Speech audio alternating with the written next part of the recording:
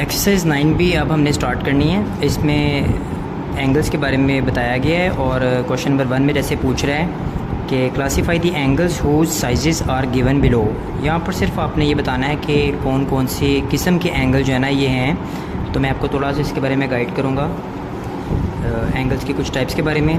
जैसे मैंने यहाँ पर सबके नाम लिख दिए हैं। एक्यूट एंगल्स कुछ होते हैं जो कि लेस दैन 90 होते हैं। 90 से छोटे जितने एंगल्स हैं उनको एक्यूट एंगल बोलते हैं। इसी तरह से 90 से ग्रेटर और 180 से छोटे जितने भी एंगल्स होते हैं उन्हें हम क्या बोलते हैं, उन्हें ऑब्ट्यूज़ एंगल बोलते हैं। फिर स्ट्रेट एंगल आ जाते हैं जो कि एग्जैक्ट 180 डिग्री के इक्वल होता है। और उसके बाद फिर रिफ्लेक्स एंगल है। रिफ्लेक्स एंगल जो है वो ग्रेटर दैन 180 होता है लेकिन 360 से लेस होता है। और एक एग्जैक्ट जो 90 डिग्री का एंगल हो उसे राइट एंगल बोलते हैं। इसी तरह से कंप्लीट एंगल जो है एक कंप्लीट सर्कल को कंप्लीट एंगल बोलते हैं जिसके अंदर 360 डिग्रीज कवर होते हैं।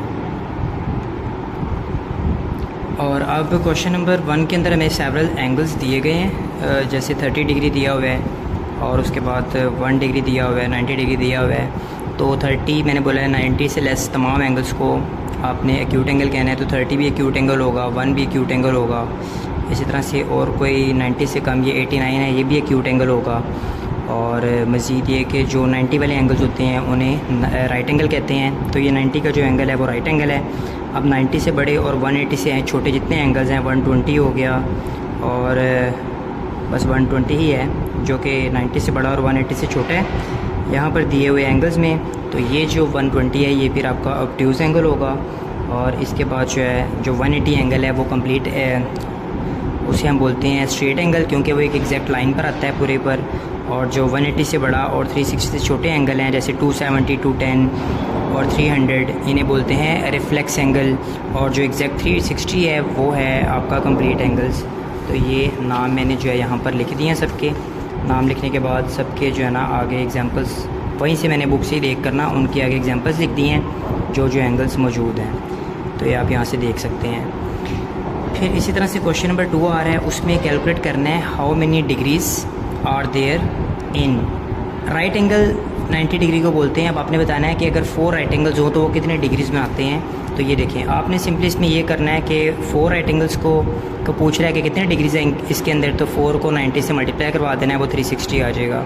फिर सेकंड पार्ट में पूछ रहा है कि 2 एंड 1/2 यानी 2 होल 1/2 जो है राइट एंगल्स वो कितने डिग्रीज बनाते हैं। तो आपने 2 होल 1/2 को 90 से मल्टीप्लाई करना है। सबसे पहले ये मिक्स फ्रैक्शन है, इसकी मिक्स फ्रैक्शन ख़त्म कर देते हैं। 2 को 2 से मल्टीप्लाई करते हैं, 4 आता है। 4 में 1 ऐड कर देंगे तो 5 हो जाएगा। तो ये 5/2 बन जाएगा। 90 से मल्टीप्लाई करने पर 2 और 90 की कैंसिलेशन होगी 2 के टेबल पर। और उसके बाद जो आएगा 45 डिग्री आएगा कैंसिल होने पर। और 45 को 5 से मल्टीप्लाई कर देंगे तो 225 डिग्रीज हो जाएंगे, 2 एंड 1/2। फिर इसी तरह से थर्ड पार्ट के अंदर 2/3 ऑफ राइट एंगल्स पूछा जा रहा है कि वो कितने डिग्रीज बनाते हैं। तो 2/3 को 90 से मल्टीप्लाई कर देंगे, 3 और 90 की कैंसिलेशन होकर 30 आ जाएगा। 30 को 2 से मल्टीप्लाई कर देंगे तो 60 डिग्री इसका आंसर आ जाएगा। इसके ये 2 पार्ट्स आपने होमवर्क में ख़ुद से करने हैं, क्वेश्चन नंबर 2 के पार्ट 4 एंड 5। इसके बाद नेक्स्ट हमारे पास क्वेश्चन नंबर 3 आ गया और उसमें कह रहा है classify the angle between the hands of clock. आपने ये टाइम्स आपको घड़ी में इमेजिन करना है कि जब घड़ी की जो क्लॉक्स होती हैं, क्लॉक्स की जो नीडल्स होती हैं, जब 3 PM का टाइम होता है तो वो नीडल्स के दरमियान में कौन सा एंगल होता है, 6 o'clock पर कौन सा एंगल होता है, 9 o'clock पर कौन सा एंगल होता है। तो इसके लिए मैंने ये यहाँ पर आपके सामने कुछ क्वेश्चन सोल्व किए हैं। क्वेश्चन नंबर 3 का angles between hands of clock. जैसे जब 3 बजते हैं तो स्मॉल नीडल 3 पर होती है, बड़ी नीडल 12 पर होती है। तो नज़र आ रहा है कि एग्जैक्ट 90 डिग्री का एंगल होता है। ठीक है, तो ये 90 को हम राइट एंगल भी कह सकते हैं। तो इसलिए आपने यहाँ पर लिखना है कि ये राइट एंगल होता है 3 o'clock पर घड़ी की नीडल्स के दरमियान में जो एंगल्स है वो राइट एंगल होता है। इसी तरह से 6 o'clock पर जो स्मॉल नीडल है वो 6 पर होती है, कैपिटल 12 पर होती है। ये दोनों एक स्ट्रेट लाइन बना देते हैं तो इसे स्ट्रेट एंगल कहते हैं। और अमाउंट उसकी तकरीबन 180 डिग्रीज़ की होती है। 1 o'clock पर क्या होता है, 1 नज़र आ रहा है कि ये 90 से छोटा है। जो 1 o'clock है दोनों नीडल्स के दरमियान में एंगल छोटा है तो इसलिए उसको एक्यूट एंगल बोलते हैं। उसने सिर्फ क्लासीफाई करने का कहा था क्वेश्चन 3 के अंदर, तो इसलिए उसकी अमाउंट बताना ज़रूरी नहीं है फ़िलहाल इस क्वेश्चन में। नेक्स्ट में अमाउंट भी पूछेगा तो वो भी हम जो है ना बता देंगे कि कैसे बनती है। पहले आप ये देख लें कि ये एक्यूट एंगल बन रहा है 90 से छोटा है, ठीक है। इसी तरह से जब 9:30 का टाइम होगा, पार्ट 5 के अंदर 9:30 दिया हुआ है, तो उसमें 9 को क्रॉस कर जाएगी स्मॉल नीडल, 9 और 10 के दरमियान में होगी और कैपिटल नीडल जो है वो 6 पर होगी। तो जब ये 9 को क्रॉस कर जाएगी तो ये वाला जो एंगल है ये ग्रेटर देन 90 हो जाएगा। अगर ये 9 पर रहती नीडल तो फिर एंगल 90 होता, फिर राइट एंगल ही आना था, लेकिन ये क्रॉस कर गया 9 को, 9:30 टाइम है, तो इस वजह से एंगल 90 से बड़ा हो गया और 90 से बड़े एंगल को ऑब्ट्यूज़ एंगल कहते हैं, जो कि ग्रेटर देन 90 हो गया। इसका थर्ड पार्ट आपने होमवर्क में खुद करना है स्टूडेंट्स।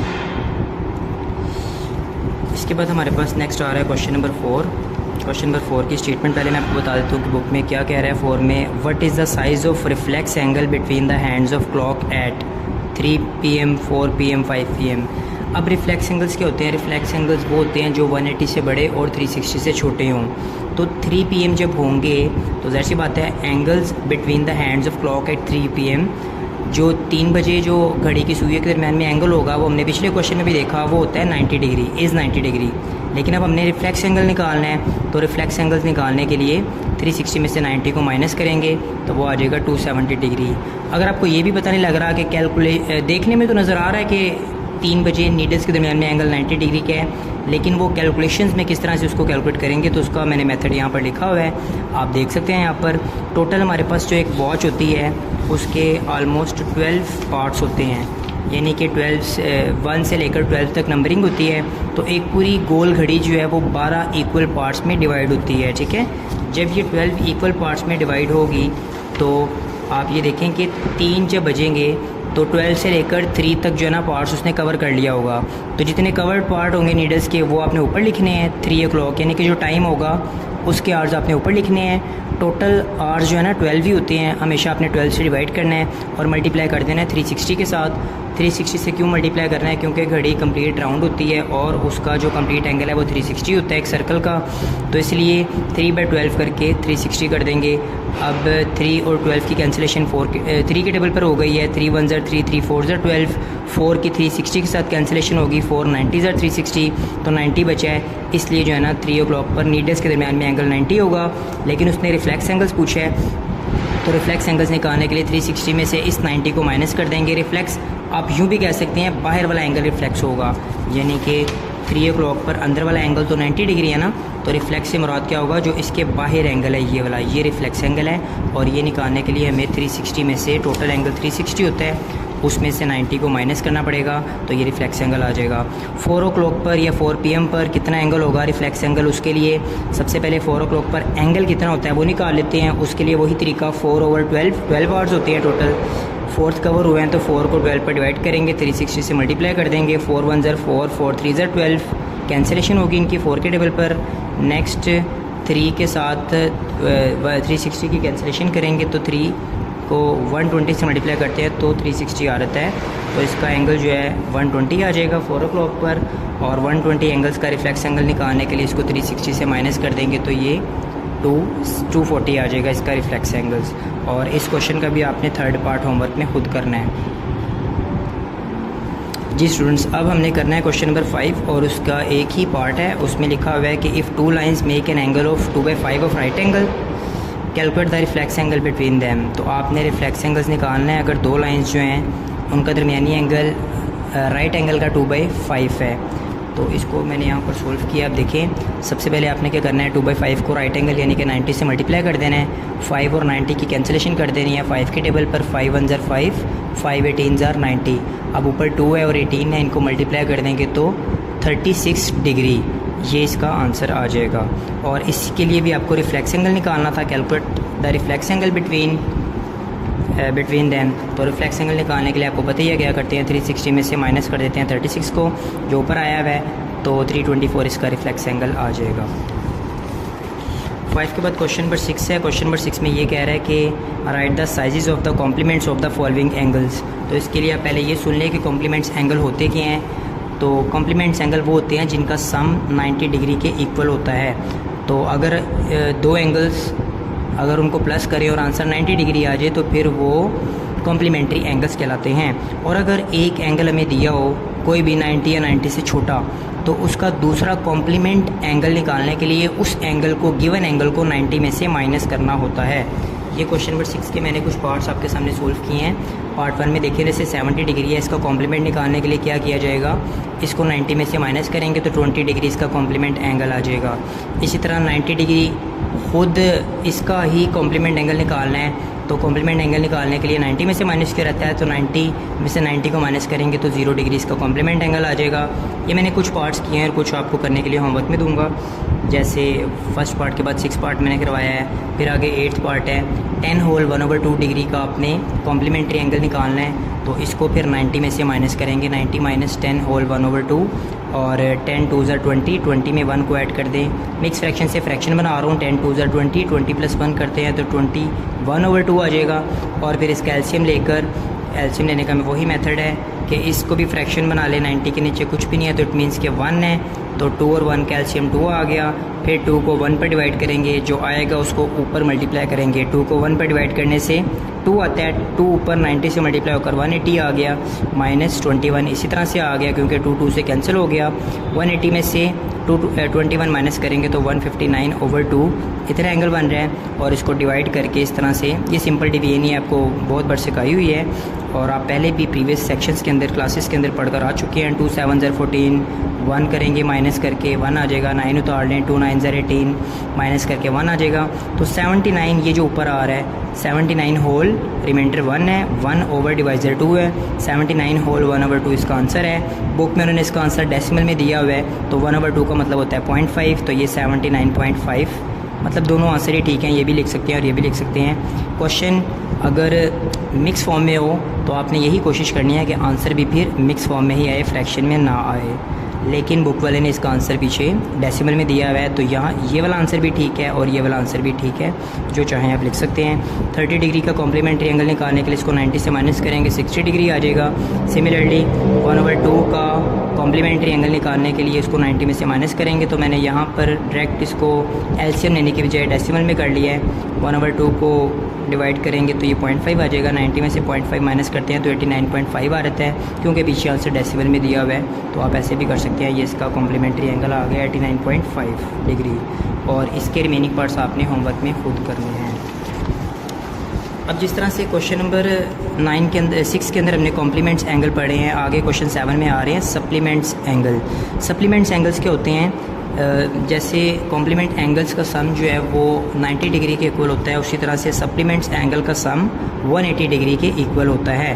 तो इन तमाम एंगल्स के सप्लीमेंट्स एंगल मैंने फाइंड करने हैं और उसके लिए कुछ पार्ट्स मैंने आपके सामने सोल्व किए हैं। यहाँ पर रिमेनिंग पार्ट्स इसके भी आपको खुद करना होंगे, ठीक है जी। तो इसमें हम क्या करेंगे कि जो भी एंगल आपको गिवन होगा उसको 180 से माइनस करना होगा। जैसे 90 का सप्लीमेंट एंगल निकालने के लिए 180 में से 90 को माइनस करेंगे, 90 डिग्री आ जाएगा। इसी तरह से 0 का सप्लीमेंट एंगल निकालने के लिए 180 में से 0 को माइनस करेंगे तो 180 डिग्री आ जाएगा। और 180 का ही सप्लीमेंट एंगल अगर निकालना हो तो 180 में से 180 को माइनस करेंगे तो 0 डिग्री उसका सप्लीमेंट एंगल आ जाएगा। 162 का सप्लीमेंट एंगल निकालने के लिए 180 में से इसको माइनस कर देंगे, 18 डिग्री आ जाएगा। 80.5 इसका सप्लीमेंट एंगल निकालने के लिए 180 में से 80.5 को माइनस कर देंगे तो 99.5 डिग्री जो है वो इसका एलसीएम आ जाएगा, सप्लीमेंट्री एंगल आ जाएगा। और इस क्वेश्चन के भी, क्वेश्चन 7 के भी रिमेनिंग पार्ट्स आपने खुद से करने हैं। आगे नेक्स्ट क्वेश्चन नंबर 8 है, इसका name each pair of adjacent angles in the following figures. अब इन फिगर्स के अंदर आपको एडजेसेंट एंगल्स के जो है ना नाम लिखने हैं। एडजेसेंट बोलते हैं साथ साथ वाले, यानी कि ये जैसे फर्स्ट के अंदर आपको डायग्राम नज़र आ रही है, इसके अंदर 2 एंगल्स बन रहे हैं। अगर मैं आपको पेंसिल से ड्रॉ भी करके दिखाऊं तो AOB एक ये वाला एंगल है और एक COA एक ये वाला एंगल बन रहा है। तो ये दोनों चूँकि साथ साथ ही है तो इसीलिए इसके एडजेसेंट एंगल मैंने यहाँ पर ही लिख दिए हैं। एंगल COA और एंगल AOB, ये दोनों एंगल जो है ना एडजेसेंट एंगल है। इसका आंसर मैंने यहीं पर लिख दिया है। पार्ट 2 का आंसर भी यहीं पर ही है। आपने सिर्फ एडजेसेंट एंगल्स के नाम लिखने हैं। जैसे इसके अंदर बहुत से एंगल्स बनते हैं। सबसे पहला एंगल है TQP, तो एंगल TQP यहाँ पर जो है उसके साथ एडजेसेंट में कौन है, उसके साथ कौन है, उसके साथ है PQS। तो एंगल TQP और एंगल PQS पहले एडजेसेंट एंगल के पेयर आ गया।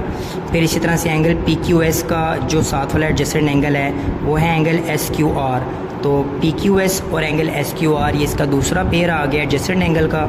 एडजेसेंट एंगल का तीसरा पेयर यहीं से स्टार्ट होगा SQR और इसके साथ जो एंगल है RQT, तो ये SQR और RQT एंगल्स, ये तीसरा पेयर ऑफ एडजस्टेड एंगल आ गया। और इसी तरह से लास्ट वाला पेयर ऑफ एडजस्टेड एंगल जो है वो RQT लास्ट वाला एंगल और TQP फर्स्ट वाला एंगल, ये भी दोनों साथ साथ हैं। तो RQT और TQP एंगल्स जो हैं ये फोर्थ वाला पेयर आ गया एडजस्टेड एंगल्स का। और इस डायग्राम के अंदर भी आप देख सकते हैं जब ये दोनों लाइंस एक दूसरे को कट कर रही हैं तो 4 एंगल्स बन रहे हैं, 1 2 3 एंड 4। ठीक हो गया। अब इसमें भी जो दो साथ साथ वाले होंगे वो एडजस्टेड एंगल्स हो गए।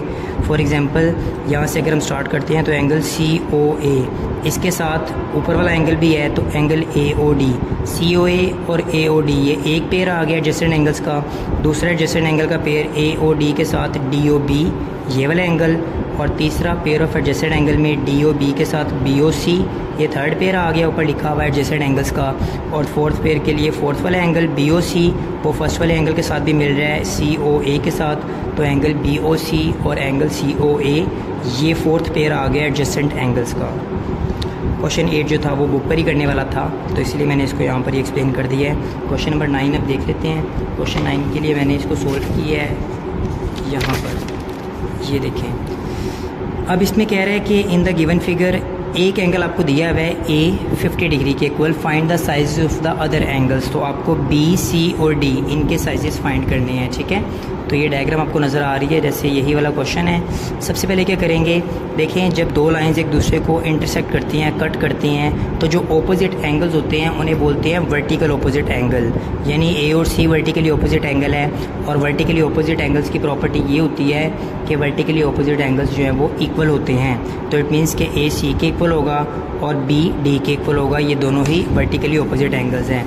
अब क्योंकि A और C दोनों वर्टिकली ऑपोजिट एंगल्स हैं तो इट मीन्स कि वो इक्वल होंगे, और क्योंकि A की वैल्यू 50 डिग्री दी हुई है तो C की वैल्यू भी 50 डिग्री ही होगी। और रीज़न आप लिख देंगे आगे वर्टिकली ऑपोजिट एंगल्स। तो एक तो एंगल्स हमने फाइंड कर लिया, C आया।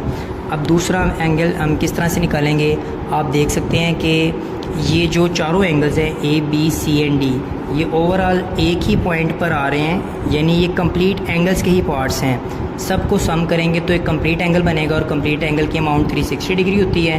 तो इसलिए यहाँ पर angle A plus C plus B plus D लिखा इज़ इक्वल टू 360, मतलब चारों का सम 360 के इक्वल होगा। उसके बाद जी स्टूडेंट्स, इन चारों एंगल्स का जो सम है वो मैंने बताया कि 360 डिग्री के इक्वल है। और उसके बाद क्योंकि एंगल A और एंगल C इक्वल्स हैं तो इसलिए मैंने यहाँ पर एंगल C की जगह पर एंगल A लिखा, और वर्टिकली ऑपोजिट होने की वजह से एंगल B और D भी इक्वल होंगे, तो इसलिए मैंने B को तो वैसे ही B लिखा लेकिन D की जगह पर भी B लिख दिया क्योंकि ये भी दोनों आपस में इक्वल हैं। तो D की जगह पर भी B आ गया। अब ये दो तरह के ही एंगल्स आपको नज़र आ रहे हैं। A में A को ऐड कर देंगे तो 2 एंगल A आ जाएंगे, और B में B को ऐड कर देंगे तो 2 एंगल B आ जाएंगे is equal to 360 degree. Angle A की अमाउंट आप ऊपर से पुट कर दें 50 डिग्री, तो 2 इंटू 50 आ जाएगा, plus 2 angle B is equal to 360 degree. 2 और 50 को मल्टीप्लाई करेंगे 100 डिग्री आ जाएगा।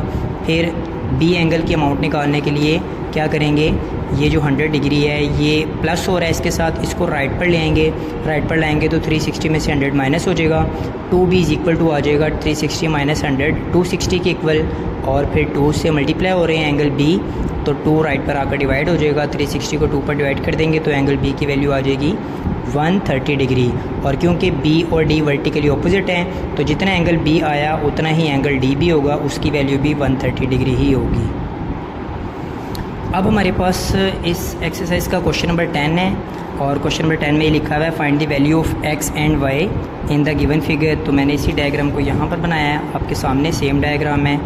इसमें ये दो वैल्यूज़ हमें फाइंड करनी है x एंड y, और ये वाला एंगल 35 डिग्री है, और ये टोटल एंगल यहाँ से लेकर इस लाइन तक 120 डिग्री के इक्वल है। अब हमें पता है कि ये जो 120 वाला एंगल है इसमें एक 90 एंगल भी छुपा हुआ है, यानी कि ये 90 कवर हो रहा है ये वाला, और उसके बाद फर्दर ये वाला एंगल है, ये दोनों ऐड होकर 120 बने हुए हैं। इस वाले एंगल का नाम y दिया हुआ है, तो इसको सोल्व इस तरह से करेंगे कि y plus 90 is equal to 120 degree. ये देखें y इतना हिस्सा है और ये आगे वाला एंगल 90 है। इन दोनों को जो प्लस करते हैं तब उसका सम 120 के इक्वल है। तो y + 90 = 120 किया। 90 यहाँ प्लस हो रहा है y के साथ, राइट पर आकर 120 में से माइनस हो जाएगा। तो 120 - 90 करेंगे तो 30 डिग्री y एंगल की वैल्यू आ जाएगी। और इसी तरह से x की वैल्यू फाइंड करने के लिए आप देखें कि ये एक लाइन है, एक लाइन पर ये 3 एंगल्स हैं, x, y एंड 35। तो अगर आप इस लाइन का राइट वाला हिस्सा हाइड कर लें और राइट साइड पर देखें तो आपको 3 एंगल्स नज़र आएंगे एक ही लाइन पर। तो एक ही लाइन पर चाहे 10 एंगल्स हों, 20 एंगल हो, 5 एंगल हो या 2 एंगल हो, जितने भी एंगल्स हो वो सब के सब सप्लीमेंट्स होते हैं और सप्लीमेंट्री एंगल्स में सम उनका सबका 180 के इक्वल होता है। तो इसलिए मैंने यहाँ पर लिखा x + y + 35, यानी x प्लस ये वाला y + 35, इन तीनों का सम 180 के इक्वल लिख दिया। और इन दोनों को y की वैल्यू यहाँ पर पुट कर दी जो ऊपर फाइंड किया है 30 डिग्री, y की जगह पर 30 डिग्री आ गया। 30 में 35 को ऐड करेंगे 65 आ जाएगा। अब x की वैल्यू फाइंड करने के लिए 65 को 180 में से माइनस करना पड़ेगा क्योंकि वो x के साथ प्लस हो रहा है। इक्वल टू के राइट पर लेकर आएंगे माइनस हो जाएगा। 180 में से 65 माइनस करेंगे तो 115 एंगल x आ जाएगा। यही दो आपने फाइंड करने थे। क्वेश्चन नंबर 11 के अंदर उसने लिखा हुआ है बुक के अंदर कि find the value of a, b, c and d in the given figure. तो मैंने इस वाले डायग्राम को यहाँ पर बनाया, ठीक है, और इसमें अब हमने a, b, c, d की वैल्यूज़ को फाइंड करना है।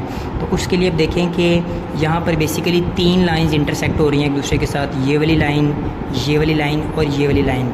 3 लाइंस के इंटरसेक्ट होने की वजह से टोटल 6 एंगल्स बन रहे हैं, 1, 2, 3, 4, 5 एंड 6, जिसमें से 4 अननोन है a, b, c and d जो कि आपको फाइंड करनी है, और 2 एंगल्स गिवन है सिर्फ 20 एंड 30 डिग्री। ठीक हो गया। तो अगर हम डायग्राम को ही ठीक से देखें, अगर आपको ये डायग्राम नज़र आ रही हो तो आप देख सकते हैं कि जो एंगल a है उसके वर्टिकली ऑपोजिट में आ रहा है 30 डिग्री। तो इट मीन्स कि जो a है वो 30 डिग्री के इक्वल होगा क्योंकि दोनों वर्टिकली ऑपोजिट एंगल्स हैं और इक्वल होते हैं। इसी तरह से c के ऑपोजिट में आ रहा है 20 डिग्री, c एंगल्स के ऑपोजिट में है 20 डिग्री, तो c एंगल इक्वल होगा 20 डिग्री के। c एंगल 20 डिग्री के इक्वल है, इसकी भी रीज़न यही है कि वर्टिकली ऑपोजिट एंगल्स है। तो a एंड c तो आपने फाइंड कर लिया है वर्टिकली ऑपोजिट एंगल्स के ज़रिए ही।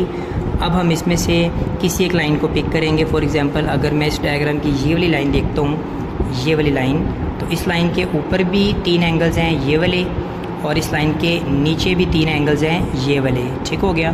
तो मैं अगर ऊपर वालों को ही देखूं तो इन तीनों एंगल्स का सम, क्योंकि ये एक ही लाइन पर आ रही हैं, इस लाइन पर इन तीनों एंगल्स का सम होगा 180 के इक्वल। तो इसलिए मैंने यहाँ पर लिखा angle a + 20 plus angle d = 180 degree, क्योंकि यहाँ पर एंगल a है 20 डिग्री है और d है, इन तीनों का सम 180 के इक्वल है क्योंकि तीनों सप्लीमेंट्री एंगल्स हैं। अब a की वैल्यू ऊपर फाइंड किया है 30 डिग्री, a की वैल्यू 30 डिग्री यहाँ पुट कर दी जाएगी। a की जगह पर 30 लिख दिया, आगे 20 है, दोनों को ऐड किया 50 डिग्री आ गया। d एंगल यहाँ से हम निकालेंगे तो उसके लिए 50 प्लस हो रहा है, राइट पर आकर माइनस हो जाएगा। 180 में से 50 माइनस करेंगे तो 130 डिग्री आ जाएगा एंगल d। और क्योंकि वैसे तो आप ये देखें कि एंगल d और b ये भी एक दूसरे के वर्टिकली ऑपोजिट्स ही हैं, क्योंकि अगर हम सेंट्रल लाइन को निगलेक्ट कर दें तो ये दोनों लाइंस एक दूसरे को कट कर रही हैं, तो इसमें भी ये दोनों वर्टिकली ऑपोजिट एंगल्स ही हैं। जितना ही एंगल d आया उतना ही एंगल b भी आएगा, लेकिन अगर आप चाहें तो आप इसको कैलकुलेट भी कर सकते हैं। नीचे वाली लाइन के मुताबिक b, c एंड 30 का सम जो है वो 180 के इक्वल होगा, तो इसलिए b को वैसे लिखा, c की जगह पर उसकी वैल्यू 20 डिग्री लिख दी गई जो कि दी हुई है, और 20 डिग्री लिखने के बाद आगे 30 डिग्री है ये वाला एंगल, तो इन दोनों को ऐड कर देंगे तो 50 डिग्री आ जाएगा। इन तीनों का सम भी 180 के इक्वल था, तो 50 राइट साइड पर जाकर माइनस हो जाएगा। 180 में से 50 माइनस करेंगे तो एंगल b 130 आ जाएगा। तो इस तरह से आपने चारों एंगल्स फाइंड कर लिए, 2 स्टार्टिंग में फ़ाइंड कर लिए और 2 एंगल्स यहाँ पर फाइंड कर लिए हैं, यही फाइंड करने थे। तकरीबन एंडिंग की तरफ ही एक्सेस जा रही है, सिर्फ हमारे पास 2 क्वेश्चन रह गए हैं, क्वेश्चन 12 एंड क्वेश्चन 13।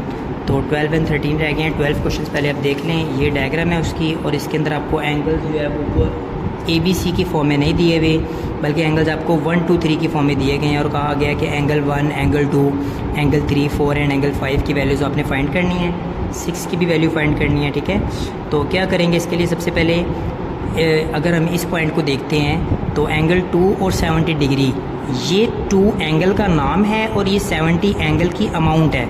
तो 2 एंगल जो है यानी सेकेंड एंगल वो 70 डिग्री के इक्वल होगा क्योंकि वर्टिकली ऑपोजिट्स है, तो एंगल 2 70 डिग्री के इक्वल आ गया। इसी तरह से फर्स्ट एंगल जो है 1 वाला वो एंगल 3 के इक्वल होगा, तो एंगल 1 = एंगल 3 लिखा। इसकी भी रीज़न यही है कि ये भी वर्टिकली ऑपोजिट एंगल्स हैं।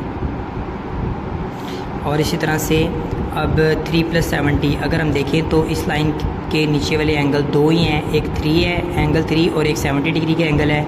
इन दोनों का सम 180 के इक्वल होगा क्योंकि सप्लीमेंट्री हैं, एक ही लाइन पर हैं, तो इसीलिए 70 जो है वो राइट पर जाकर माइनस हो जाएगा। एंगल 3 की वैल्यू 110 आ जाएगी और ऊपर लिख चुके हैं कि एंगल 1 एंगल 3 के इक्वल ही है, तो जितना एंगल 3 आया उतना ही एंगल 1 भी आया। तो 1, 2 एंड 3 हमने फाइंड कर लिए हैं इस हिस्से में। फिर इसी तरह से जब हम नीचे वाले पॉइंट पर आते हैं तो यहाँ से हम बाकी एंगल्स फाइंड कर लेंगे। ये 55 डिग्री एंगल की अमाउंट है और ये एंगल नंबर 5 है, तो एंगल नंबर 5 55 डिग्री के इक्वल होगा क्योंकि वर्टिकली ऑपोजिट है। ये मैंने यहाँ पर लिख दिया एंगल 5 = 55 डिग्री। दूसरी तरफ 4 और 6 वर्टिकली ऑपोजिट है तो वो भी इक्वल होंगे, ठीक है। उसमें भी आप लिख सकते हैं कि वर्टिकली ऑपोजिट एंगल्स हैं ये, और यहाँ पर भी लिख सकते हैं कि वर्टिकली ऑपोजिट एंगल्स है ये।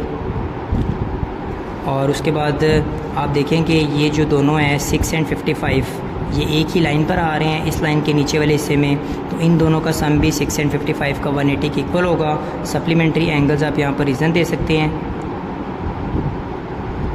उसके बाद एंगल 6 की वैल्यू फाइंड करने के लिए 55 राइट पर आकर 180 में से माइनस हो जाएगा। 180 में से 55 माइनस करेंगे तो 125 डिग्री आ जाएगा एंगल नंबर 6, और जितना एंगल 6 है उतना ही एंगल 4 है, तो एंगल 4 की वैल्यू भी 125 होगी। तो यहाँ से भी हमने 1, 2 एंड 3 ऊपर फाइंड कर लिए थे, 4, 5 एंड 6 हमने नीचे फाइंड कर लिए हैं, तो टोटल एंगल्स फाइंड कर लिए हैं। सिमिलरली बेटा ये वाला क्वेश्चन हैं जो आपका लास्ट वाला क्वेश्चन 13 है, सिर्फ फ़र्क क्या हुआ है, एक ट्रायंगल से उसने बना दिया 3 लाइंस की मदद से, और जैसे यहाँ पर 2 पॉइंट पर पिछले क्वेश्चन के अंदर एंगल्स बन रहे थे 4, तो ज़ाहिर सी बात है ट्रायंगल के 3 कॉर्नर्स होते हैं, तो यहाँ पर तीनों कॉर्नर्स पर 4 डिफरेंट एंगल्स बनेंगे, उनमें से आपको एक की अमाउंट वो दे देगा और बाकी आपने फाइंड करने होंगे।